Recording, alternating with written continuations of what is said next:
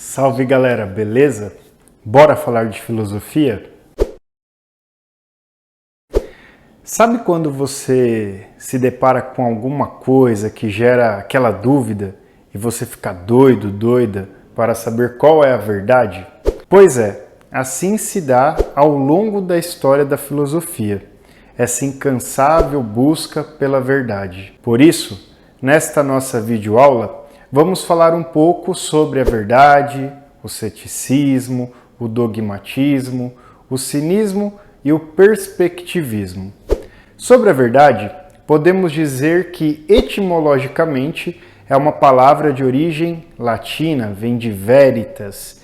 Em grego, usamos a palavra aletheia para se referir à verdade como algo que se desvela, tirar o véu. Numa primeira aproximação, a verdade pode ser entendida como adequação ou correspondência do intelecto ao real. Ou seja, eu vejo um cachorro e faço juízo, ali é um cachorro. Ok, esse é um juízo verdadeiro, mas se vejo um cachorro e faço o seguinte juízo, eis um elefante, então meu juízo foi falso. Existem várias definições e critérios de verdade dentro do campo da filosofia. Por exemplo, a teoria conceitual, que entende que a verdade não se estabelece entre o juízo e o real, mas sim é fruto do consenso, do acordo entre indivíduos em uma determinada comunidade, considerando então o que é aceitável como pacto. Também alguns critérios, como por exemplo o da evidência, muito forte em Descartes e Spinoza, que entende aí ser possível identificar a verdade quando se tem clareza e distinção. A questão da conformidade, ou seja, a ideia com o real devem estar conformes. Isso é muito presente na filosofia de Aristóteles e na filosofia medieval. A verdade, então, está na relação do nosso pensamento com as coisas. Também temos a verdade enquanto êxito, ou a verdade pragmática, segundo filósofos pragmatistas como William James e Peirce. Para esses filósofos, então, a verdade está ligada e aplicada a práticas úteis que possam ser aí verificadas. Também a verdade enquanto não contradição. Trata-se da verdade entendida dentro de uma coerência lógica, dentro do campo da linguagem, isso sobretudo para o filósofo Wittgenstein. Quais são as suas certezas? Quais são as verdades absolutas que movem a sua vida? Bom, diante disso, o ceticismo, skeptikos em grego, que significa aquele que investiga, diria que não há certezas. Isso, não há certezas.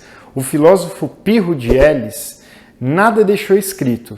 E o que conhecemos do pensamento dele é graças ao discípulo dele, Timon Fliunt. Ele afirmava o seguinte, que o ceticismo é uma primeira fase para o desprendimento de tudo aquilo que aprisiona a vida, sobretudo os dogmas, as verdades absolutas, enfim. Para Pirro, todas as opiniões se equivalem. As sensações não são verdadeiras nem falsas. As doutrinas dos sábios se contradizem o tempo todo. Então, mediante tudo isso, cabe fazer o quê? Nada afirmar. É necessário se desprender de tudo, fazer silêncio, a afasia em grego. Viver um negócio muito interessante que é a ataraxia, que para os pensadores céticos, epicuristas, estoicos, é a completa ausência de perturbação da mente, concretizando um ideal tão caro e importante à filosofia helenística, ou seja, a tranquilidade serena, a felicidade obtida pelo domínio e extinção das paixões e inclinações sensoriais. Assim, o soberano bem é a paz da alma, que se dá pela epoché, ou seja, a suspensão de todo o juízo, e assim se obtém a paz da sabedoria. Em suma, para o ceticismo, não podemos conhecer nenhuma verdade. Você vai aprender filosofia e pronto. Nossa, calma, essa verdade aí parece um pouco dogmática, né? Você se acha dogmático? Aliás, o que é dogmatismo, né? Dogmatismo é um termo usado pela filosofia e pela religião no sentido de ser uma doutrina que afirma a capacidade absoluta do homem de atingir determinada verdade, uma verdade muitas vezes indiscutível. No campo da religião, corresponde então aos dogmas, e na filosofia é o pensamento contrário à corrente do ceticismo, que acredita sim ser possível chegar ao conhecimento da verdade. É uma espécie de fundamentalismo intelectual, onde expressa verdades que não são sujeitas a revisões ou críticas.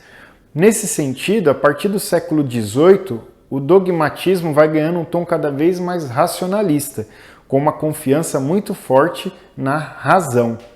O dogmatismo filosófico, além de tudo, busca o conhecimento verdadeiro por meio do debate e das reflexões constantes. As coisas também podem ser aceitas sem questionamento, desde que, presta atenção, estejam fundamentadas em princípios. Correntes filosóficas como o idealismo platônico, o racionalismo cartesiano lá de René Descartes são bons exemplos do pensamento dogmático no campo da filosofia. Podemos falar ainda em 3 tipos de dogmatismos.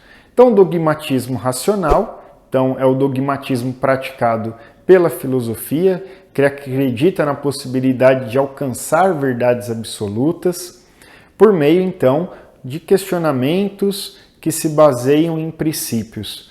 Também há aquilo que é chamado de dogmatismo irracional, muitas vezes associado às diferentes denominações religiosas, ou verdades de fé que não põem em questionamento nada. Então, a verdade absoluta, pronto e acabou, e só pode ser entendida pela fé ou pela revelação. Por fim, o dogmatismo ingênuo, que é do senso comum. São todas as posições que assumimos em nosso dia a dia, em nosso cotidiano, a partir de uma primeira impressão ou de outros dogmas, que acabam sendo aceitos aí sem questionamento. Além disso, vamos falar agora um pouco sobre os cínicos. Você se acha cínico? Fala sério, vai. Você já foi cínico um pouquinho, né? Vai dizer que não. Mas tudo bem. Pelo menos você gosta de cachorro, certo? Se sim, então você vai curtir muito o cinismo. Por quê? Kínicos, que significa como um cão. Então é isso, como um cachorro. Trata-se da escola filosófica de Antístenes, que era um seguidor, um discípulo de Sócrates. E essa escola então é chamada assim porque ela ficava ali na Sinosarge, que seria o mausoléu dos cães, né? E os próprios filósofos se consideravam cães.